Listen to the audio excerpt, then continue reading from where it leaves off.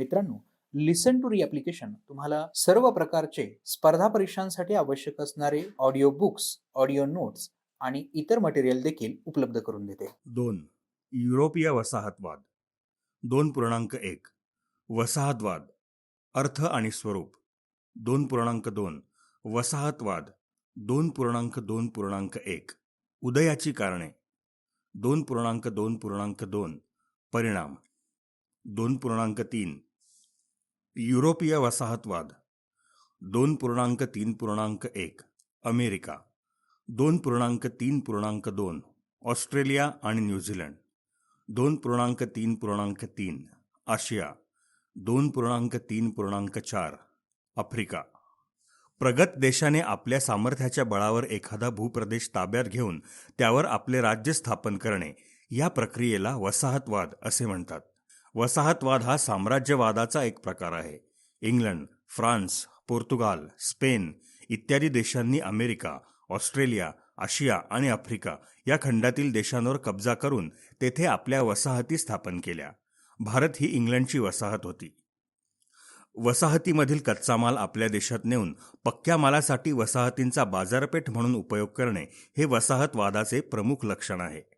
वसाहतवाद हा निव्वळ राजकीय व आर्थिक गुलामगिरीच निर्माण करतो असे नसून मानसिक गुलामगिरीही निर्माण करतो. वसाहतवादी देशांची वंशश्रेष्ठत्ववादी विचारसरणी आणि वागणूक यामुळे वसाहतीतील लोकांच्या मनात न्यूनगंड निर्माण झाला.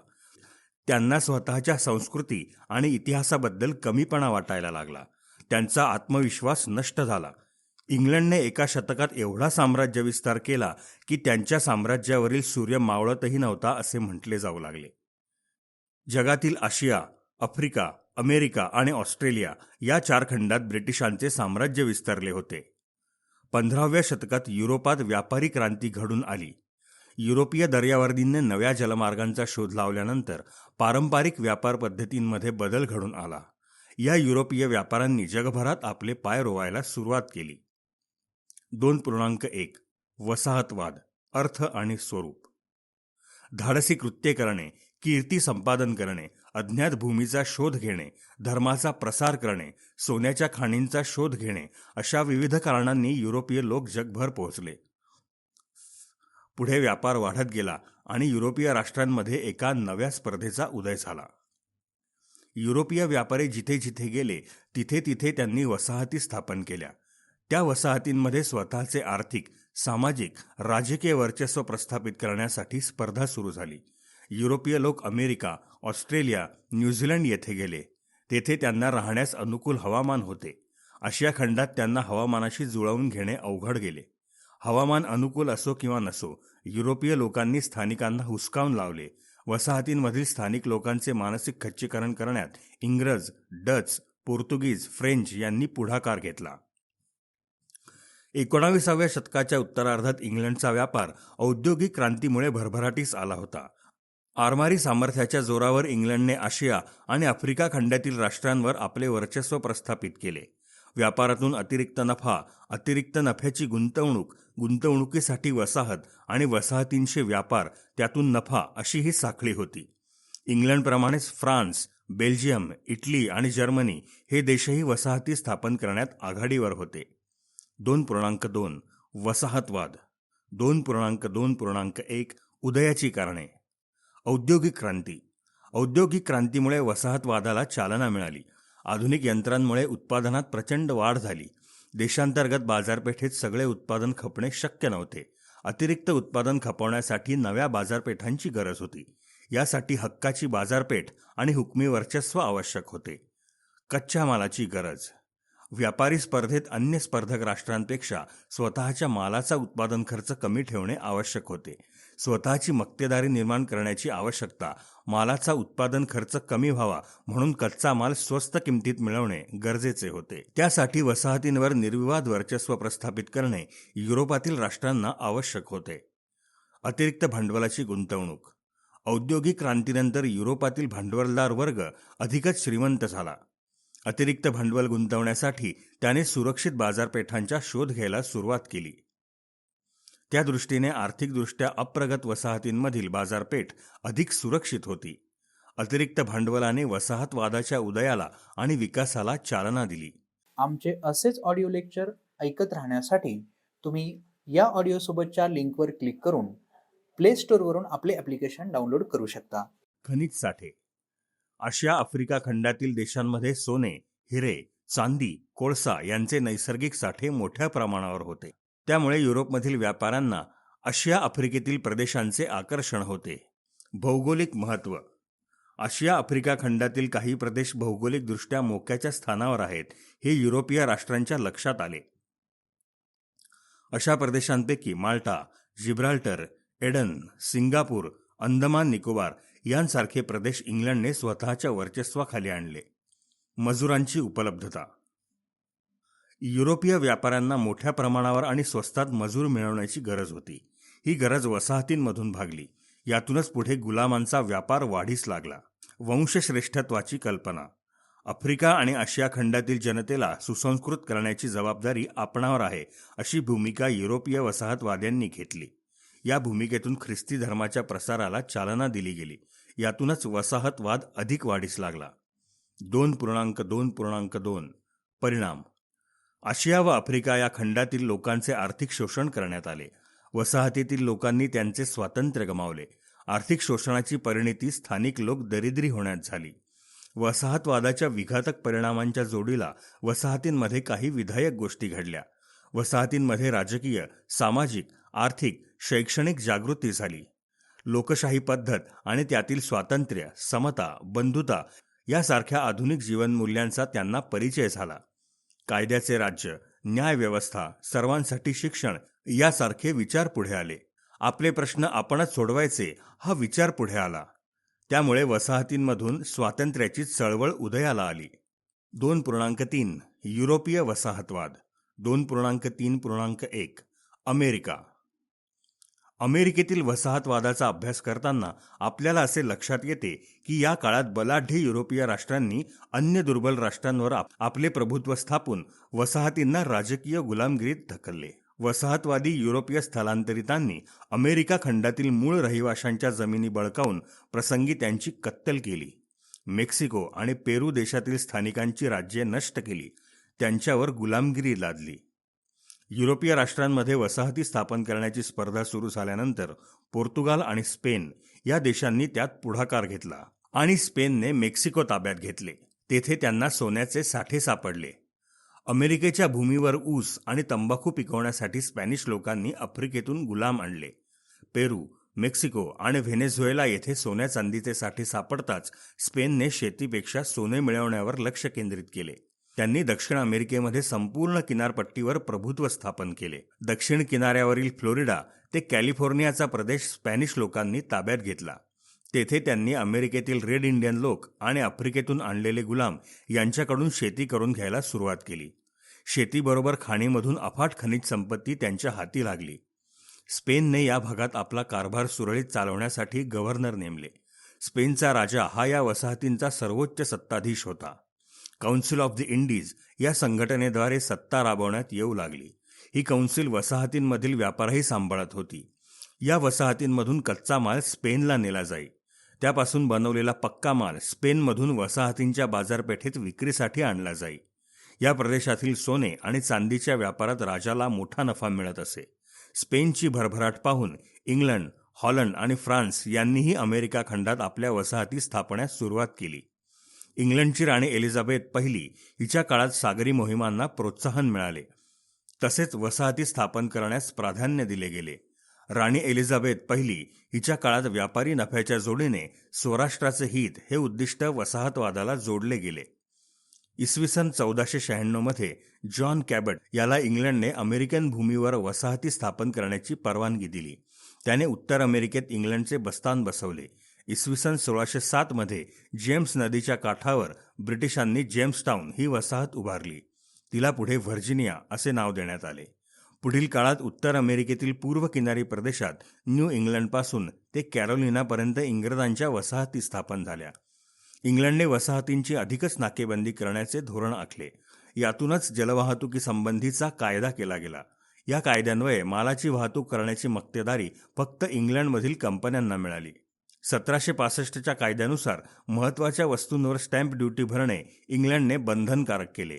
त्यामुळे वस्तूंच्या किमती वाढल्या. स्टॅम्प ॲक्टद्वारे लादल्या गेलेल्या करारास आणि इंग्लंडने अमेरिकेतील त्यांच्या वसाहतींवर घातलेल्या इतर निर्बंधांना व्हर्जिनिया, मॅसेच्युसेट्स या वसाहतींनी प्रथम विरोध केला. आमचे असेच ऑडिओ लेक्चर ऐकत राहण्यासाठी तुम्ही या ऑडिओसोबतच्या लिंकवर क्लिक करून प्ले स्टोअरवरून आपले ॲप्लिकेशन डाउनलोड करू शकता. मॅसेच्युसेट्समधील बोस्टन या शहरात 5 मार्च 1770 रोजी ब्रिटिश सैनिकांच्या गोळीबारात काही लोक ठार झाले. यामुळे बोस्टनमध्ये असंतोष वाढला. 1773 मध्ये सर्व वसाहतींनी स्वातंत्र्याची मागणी केली. ब्रिटिश संसदेने अमेरिकेतील वसाहतीत चहा विकण्याची मक्तेदारी ईस्ट इंडिया कंपनीला दिली होती. वसाहतींमधील निर्बंध इंग्लंडने रद्द करावेत, वसाहतींना राज्याचा कारभार करण्याची स्वायत्तता द्यावी अशी मागणी तेथील नागरिक करू लागले. इंग्लंडने याला नकार देताच वसाहतींनी इंग्लंडच्या मालावर बहिष्कार टाकला. 1773 साली बोस्टन बंदरात स्थानिक जनतेने निषेध दर्शवण्यासाठी ईस्ट इंडिया कंपनीकडून आलेल्या चहाच्या पेट्या समुद्रात फेकल्या. या घटनेस बोस्टन टी पार्टी असे म्हणतात. या पार्श्वभूमीवर अमेरिकेतील ब्रिटिश वसाहतींची सभा कॉन्टिनेंटल काँग्रेस निर्माण करण्यात आली. 1774 मध्ये फिलाडेल्फिया येथे या वसाहतींचे अधिवेशन भरले. यांनी ब्रिटनमधल्या मालाच्या आयात व निर्यातीला विरोध केला आणि ब्रिटिश माल वापरू नये असा निर्णय घेतला. यातूनच अमेरिकेतील वसाहतींनी वसाहतवादाविरुद्ध लढा पुकारला. अमेरिकेतील 13 ब्रिटिश वसाहतींनी एकत्र येऊन आपण इंग्लंडच्या सत्तेपासून स्वतंत्र झाल्याचे जाहीर केले. 4 जुलै 1776 रोजी स्वातंत्र्याचा जाहीरनामा हा दस्तऐवज संमत करण्यात आला. हा दस्तऐवज थॉमस जेफरसन याने तयार केला होता. जेफरसनने जीवन जगणे, स्वातंत्र्य आणि आनंद मिळवणे हे मानवाचे 3 निसर्गसिद्ध हक्क असल्याचे व ते कोणालाही हिरावून घेता येणार नाहीत असे नमूद केले. स्वातंत्र्याचा जाहीरनामा प्रसिद्ध झाल्यावर ब्रिटिश सैन्य आणि 13 वसाहतींमधील नागरिक यांच्यात लढाया होत राहिल्या. सरतेशेवटी सॅराटोगा येथील लढाईत ब्रिटिश सैन्याचा निर्णायक पराभव झाला. फ्रेंचांनीही वसाहतींच्या संघर्षात अमेरिकनांना मदत केली. 1779 मध्ये स्पेन अमेरिकेच्या बाजूने युद्धात उतरले. वसाहतींचा प्रमुख सेनापती जॉर्ज वॉशिंग्टनने इंग्रजांचा पराभव केला. इंग्रजांचा सेनानी लॉर्ड कॉर्नवॉलिस 19 ऑक्टोबर रोजी शरण आला. अमेरिका स्वतंत्र झाली. मानवाचे निसर्गसिद्ध हक्क नाकारण्याच्या राज्यकर्त्यांविरुद्ध लढण्याचा जनतेला हक्क असतो हे अमेरिकेने जगाला दाखवून दिले. राजाविना राज्य ही अमेरिकेने जगाला दिलेली एक महत्त्वाची देणगी आहे. अमेरिकेजवळील कॅनडा प्रदेश 1763च्या पॅरिस तहानुसार इंग्रजांकडे गेला. त्यांनी पुढे कॅनडाला संघराज्याचा दर्जा दिला आणि इंग्लंडसारखी द्विगृही संसद दिली. इंग्रजांनी कॅनडामध्ये एक राजप्रतिनिधी नेमला होता. 2.3.2 ऑस्ट्रेलिया आणि न्यूझीलंड. 18व्या शतकात ऑस्ट्रेलिया खंडात इंग्लंडमधून हद्दपार केलेल्या गुन्हेगारांची पहिली वसाहत स्थापन झाली. पुढे 19व्या शतकात ऑस्ट्रेलियात इतर स्वतंत्र प्रदेशांचे वसाहतीकरण झाले. त्याखेरीज टास्मानिया बेट आणि न्यूझीलंडमध्ये वसाहती स्थापन केल्या गेल्या. 1900 मध्ये टास्मानिया बेट ब्रिटिश साम्राज्यांतर्गत अंतर्भूत करून स्वयंशासित असे ऑस्ट्रेलियाचे प्रजासत्ताक राज्य स्थापन करण्यात आले. त्यांना इंग्लंडप्रमाणे द्विगृही संसद देण्यात आली. इंग्लंडच्या राजाने ऑस्ट्रेलियातील राजप्रतिनिधी म्हणून गव्हर्नर जनरलची नेमणूक केली. ऑस्ट्रेलियात फक्त युरोपीय नागरिकांना स्थलांतरित म्हणून जाण्याची परवानगी होती. न्यूझीलंडला साम्राज्यांतर्गत स्वयंशासित देशाचा दर्जा 1907 मध्ये देण्यात आला. न्यूझीलंडमधील वसाहतींनी लोकशाही पद्धतीचा अवलंब केला. सार्वत्रिक मताधिकार, सरकारी मालकीची रेल्वे, आग आणि अपघाताचा विमा, वृद्धांसाठी निवृत्ती वेतन, कामगारांना कामावर जखमी वा मृत झाल्यास नुकसान भरपाई या गोष्टी 1900 पूर्वीच न्यूझीलंडमध्ये राबवल्या गेल्या. 2.3.3 आशिया. इतर युरोपीय वसाहतवाद्यांच्या आक्रमणापासून वसाहतींचे संरक्षण करणे आणि सीमावर्ती प्रदेशांमध्ये व्यापाराचा विकास करून स्वार्थ साधणे हे इंग्रजांचे उद्दिष्ट होते. भारताचे ईशान्येकडील शेजारी राष्ट्र म्हणजे म्यानमार. त्याचे पूर्वीचे नाव ब्रह्मदेश बर्मा असे होते. म्यानमारमधील नैसर्गिक संपत्ती आणि बाजारपेठेची उपलब्धता यामुळे त्या देशावर कब्जा मिळवणे हा इंग्रजांचा हेतू होता. म्यानमारमधील राज्यकर्त्यांनी 1760 पर्यंत म्यानमार एकछत्री अंमलाखाली आणला होता. त्यांनी 19व्या शतकात मणिपूर जिंकून आसामवर धडक मारली. इंग्रजांच्या दृष्टीने ही धोक्याची घंटा होती. पुढे भारताचा गव्हर्नर लॉर्ड एमहर्स्ट याने म्यानमार विरुद्ध युद्ध पुकारले. ते 2 वर्ष चालले. ते पहिले ब्रह्मी युद्ध म्हणून ओळखले जाते. या युद्धात इंग्रजांच्या आरमाराने रंगून म्हणजेच यांगॉन बंदर जिंकून घेतले. त्यानंतर इंग्रज आणि म्यानमारचे राज्यकर्ते यांच्यात तह झाला. या तहान्वये म्यानमारकडून इंग्रजांनी मणिपूर परत घेतले. तसेच म्यानमारचा किनारी प्रदेश आणि तेथील जंगल व खनिज संपत्ती इंग्रजांच्या ताब्यात आले. आमचे असेच ऑडिओ लेक्चर ऐकत राहण्यासाठी तुम्ही या ऑडिओसोबतच्या लिंकवर क्लिक करून प्ले स्टोअरवरून आपले ॲप्लिकेशन डाउनलोड करू शकता. इंग्रजांनी म्यानमारकडून लष्करी भरपाई म्हणून मोठी रक्कम वसूल केली. म्यानमारची तत्कालीन राजधानी ॲव्हा येथे इंग्रज रेसिडेंट नेमण्यात आला. दुसरे ब्रह्मयुद्ध लॉर्ड डलहौसीच्या काळात लढले गेले. म्यानमारमध्ये राहणाऱ्या 2 इंग्रज नागरिकांना म्यानमार प्रशासनाने दंड ठोठावला. डलहौसीला हस्तक्षेप करण्याचे जणू कारणच मिळाले. डलहौसीने जॉर्ज लॅम्बर्ट या अधिकाऱ्याच्या नेतृत्वाखाली फौजा पाठवून युद्ध पुकारले. ब्रह्मी सैन्याचा पराभव केला. रंगून म्हणजेच यांगॉन, पेगू म्हणजेच बेगो, प्रोम ही ठिकाणे इंग्रजांनी जिंकून घेतली. पेगूचा प्रदेश इंग्रजांनी त्यांच्या साम्राज्यात विलीन केला. या विजयामुळे इंग्रजांचा म्यानमारच्या किनाऱ्यावरील प्रभाव वाढला. म्यानमार विरुद्धच्या या लढाईत इंग्रजांच्या सैन्यात भारतीय सैनिकांचा समावेश होता. या युद्धाच्या खर्चाचा भार सुद्धा भारतीयांवर टाकण्यात आला. तिसरे ब्रह्मयुद्ध 1885च्या सुमारास झाले. या युद्धासाठी ब्रह्मी सरकारचा फ्रान्सशी वाढत चाललेला संपर्क हे एक कारण होते. फ्रेंचांनी व्हिएतनाम म्हणजेच इंडो चायनामध्ये स्वतःचे प्रभाव क्षेत्र निर्माण केले होते. इंग्रजांना संभाव्य धोक्याची कल्पना आली. त्यापूर्वी म्यानमारचा राजा थिबा याने इटली व जर्मनी या देशांशी व्यापारी करार करण्याचा प्रयत्न केला. त्याने फ्रान्सशी व्यापारी करार केला. अशातच थिबा राजाने बॉम्बे बर्मा ट्रेडिंग कॉर्पोरेशन या ब्रिटिश व्यापारी संस्थेला दंड ठोठावला. लॉर्ड डफरिन याने म्यानमारशी लढण्यासाठी सैन्य पाठवले. या युद्धात इंग्रजांनी मंडाले हे शहर जिंकले. थिबा राजा इंग्रजांना शरण आला आणि उत्तर म्यानमार इंग्रज साम्राज्याचा भाग बनले. 1935च्या कायद्यान्वये इंग्रजांनी म्यानमार भारतापासून वेगळा केला. भारतीय स्वातंत्र्य लढ्यापासून प्रेरणा घेऊन जानेवारी 1948मध्ये म्यानमार स्वतंत्र झाला. नेपाळ. हिमालयाच्या कुशीत वसलेले नेपाळ हे एक छोटे राष्ट्र आहे. ब्रिटिशांनी आपले प्रतिनिधी नेपाळमध्ये पाठवले होते, परंतु ब्रिटिशांना फारसा प्रतिसाद मिळाला नाही. त्यातूनच इंग्लंड विरुद्ध नेपाळ अशी 2 युद्धे झाली. नेपाळी 10 ते 12 हजार तर इंग्रजांची फौज 30 हजारांच्या पुढे होती. नेपाळवर इंग्रजांनी आक्रमण केले. नेपाळी सैन्याने इंग्रजांना जेरीस आणले. इंग्रजांनी 1816मध्ये नेपाळचा मकवानपूर येथे पराभव केला. त्यानंतर झालेल्या तहानुसार इंग्रजांनी तराई, कुमाऊ, गढवाल हे प्रदेश ताब्यात घेतले. काठमांडू येथे इंग्रज रेसिडेंट नेमला गेला. 1923मध्ये इंग्रजांनी नेपाळच्या सार्वभौमत्वाला मान्यता दिली. सिक्कीम. भारताच्या आसपासचा प्रदेश आपल्या वर्चस्वाखाली आणणे हे ब्रिटिशांचे उद्दिष्ट होते. भारताच्या उत्तर सीमेवरील भूटान, बंगाल, नेपाळ आणि तिबेट हे यांनी वेढलेले सिक्कीम हे एक छोटे राज्य होते. 1815मध्ये सिक्कीमच्या राजाने दार्जिलिंग भोवतालचा प्रदेश ब्रिटिशांकडे सुपूर्द केला. त्या बदल्यात राजाला ब्रिटिशांकडून तनखा सुरू झाला. पुढे लॉर्ड डलहौसी याने सैन्य पाठवून सिक्कीमचा आणखी काही प्रदेश ताब्यात घेतला. त्यामुळे सिक्कीम इंग्रज व्यापाऱ्यांसाठी खुले झाले. त्यामुळे भारत तिबेट व्यापारावरील जकातीचे अधिकार इंग्रजांना मिळाले. 1886मध्ये तिबेटी लोकांनी सिक्कीमवर ताबा मिळवण्याचा प्रयत्न करताच इंग्रजांनी तिबेटी लोकांविरुद्ध कारवाई सुरू केली. 1890मध्ये ब्रिटिश चीन तहानुसार सिक्कीम इंग्रजांचे संरक्षित राष्ट्र असल्याचे मान्य करण्यात आले. दार्जिलिंग परिसरातील चहाचे मळे संरक्षित ठेवणे इंग्रजांच्या दृष्टीने महत्वाचे होते. सिक्कीमला मध्यगत राष्ट्र म्हणजेच बफर झोन बनवून त्याचे अंतर्गत प्रशासन व परराष्ट्र धोरण इंग्रजांनी स्वतःच्या ताब्यात घेतले. परंतु सिक्कीमचा दर्जा मात्र एक स्वतंत्र राज्य म्हणून राहिला.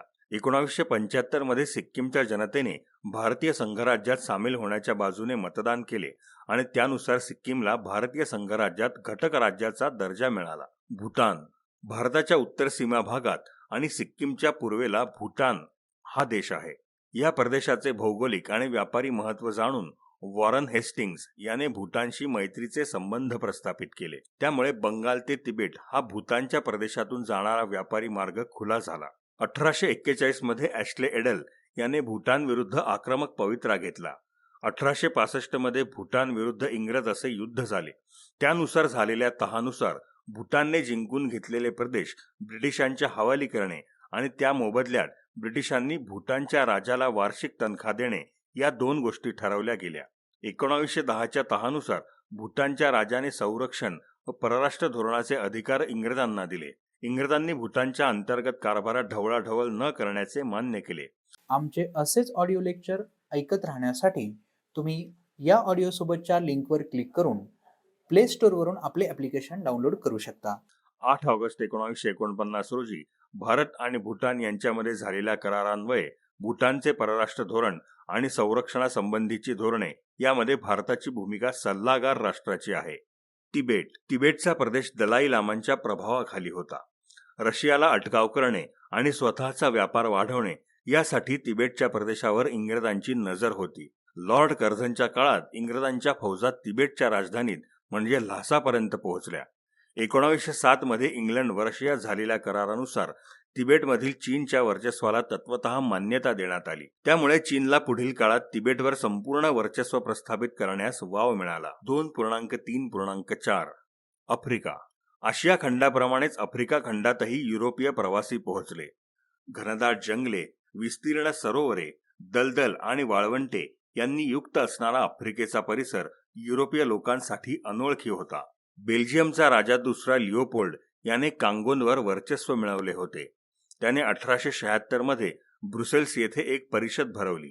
येथे युरोपातील भूगोलशास्त्रज्ञ आणि संशोधक एकत्र आले होते. आफ्रिकेत ज्ञानाचा प्रसार व्हावा म्हणून international association for the exploration and civilisation of central Africa या नावाची संस्था स्थापन करण्याचे या परिषदेत ठरले. आफ्रिकेत आपल्यासाठी कोणत्या संधी आहेत याचा विचार करण्यासाठी 1884 मध्ये बर्लिन येथे युरोपीय राष्ट्रांची एक परिषद भरली. प्रत्यक्षात मात्र ही परिषद युरोपीय राष्ट्रांनी आफ्रिकेचा प्रदेश आपापसात शांततापूर्ण रीतीने कसा वाटून घ्यावा हे ठरवण्यासाठी बोलावली होती. बर्लिन परिषदेत बेल्जियमच्या कांगोवरील प्रभुत्वाला मान्यता देऊन तो प्रदेश कांगो फ्री स्टेट म्हणून ओळखण्यास मान्यता देण्यात आली. स्वतःच्या प्रभुत्वाखाली असलेल्या आफ्रिकन वसाहतीमधील मानवी आणि नैसर्गिक संपत्तीचा पूर्ण विनियोग करण्यात एखादे युरोपियन राष्ट्र अयशस्वी ठरले तर त्या राष्ट्राने तो प्रदेश दुसऱ्या सक्षम राष्ट्राच्या हवाली करावा असे या परिषदेत ठरले. जॉर्ज टॉबमन गोल्डी याने इंग्लंडमध्ये युनायटेड आफ्रिकन कंपनीची स्थापना केली होती. इंग्लंडने त्याला नायजेरियात व्यापार करण्याची सनद दिली. पुढे इंग्रज सरकारने ही कंपनीच आपल्या ताब्यात घेतली. नायजेरिया ही इंग्रज सरकारच्या अधीन असलेली वसाहत बनली. जर्मनीचा चान्सलर बिस्मार्क याने 1883 मध्ये पश्चिम आफ्रिकेत जर्मनीची टोगोलँड ही पहिली वसाहत स्थापन केली. पुढे कामरून, नैऋत्य आफ्रिका येथेही जर्मनीने स्वतःच्या वसाहती स्थापन केल्या. सेनेगल, गांबिया आणि कांगोच्या उत्तरेकडील प्रदेश फ्रान्सने स्वतःच्या वर्चस्वाखाली आणला. 1883 मध्ये आयव्हरी कोस्ट येथेही फ्रान्सने वसाहत स्थापन केली. पुढे पोर्तुगालच्या ताब्यातील दाहोमे या आफ्रिकन प्रदेशावर फ्रान्सने ताबा मिळवला. फ्रान्सने 1914 पर्यंत वायव्य आफ्रिकेच्या सहारा वाळवंटापासून पश्चिमेला आयव्हरी कोस्ट पर्यंत आणि फ्रेंच गिनी या प्रदेशावर वर्चस्व स्थापले. पूर्व आफ्रिकेतील केप कॉलनी आणि नाताळ या वसाहती इंग्लंडच्या ताब्यात तर मोझांबिक स्पेनच्या ताब्यात होते. इंग्लंड, फ्रान्स आणि जर्मनी यांना पूर्व आफ्रिकेच्या प्रदेशांमध्ये रस होता. या तिघांनी मिळून परस्परांचे हितसंबंध राखण्यासाठी एक करार केला. त्यानुसार झांजिबारच्या सुलतानाला झांजिबार, पेंबा बेट आणि पूर्व आफ्रिकेची किनारपट्टी देण्याचे ठरले. मादागास्कर बेट फ्रान्सला तसेच आफ्रिकेच्या किनारपट्टीचा उत्तरेचा भाग इंग्लंडला तर दक्षिणेचा प्रदेश जर्मनीला द्यायचा असे ठरले. 1897 मध्ये जर्मनीने जर्मन ईस्ट आफ्रिका कंपनीकडून पूर्व आफ्रिकेतील प्रदेश स्वतःकडे घेतला. इंग्लंडने झांजिबार, पेंबा बेट व न्यासालँड म्हणजेच मालावी हे प्रदेश संरक्षित प्रदेश म्हणून जाहीर केले. इंग्लंडच्या प्रभावाखालील प्रदेश ब्रिटिश ईस्ट आफ्रिका या नावाने ओळखला जाऊ लागला. उत्तर आफ्रिकेत मोरोक्को, अल्जेरिया, ट्युनिस, त्रिपोली म्हणजेच लिबिया आणि इजिप्त हे भाग मोडतात.